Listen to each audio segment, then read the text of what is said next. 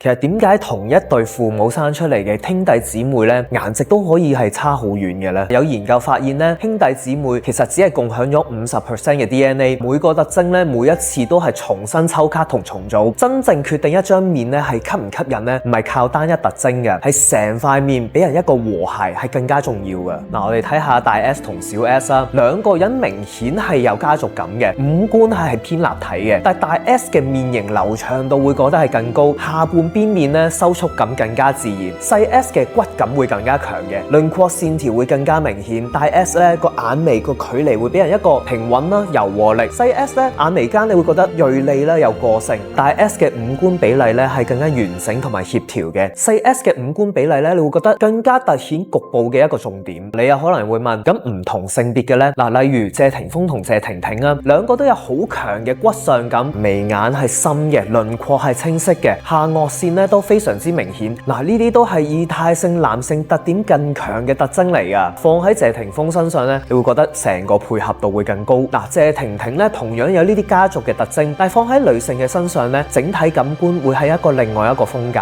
嗱，好消息係研究發現咧，基因淨係決定咗骨相嘅啫，後天嘅皮相管理咧係非常之影響顏值噶，皮膚嘅狀態啦、髮型啦、身材啦都可以被優化噶。嗱，follow我哋一齊用科學嘅角度去發掘你嘅美貌潛能。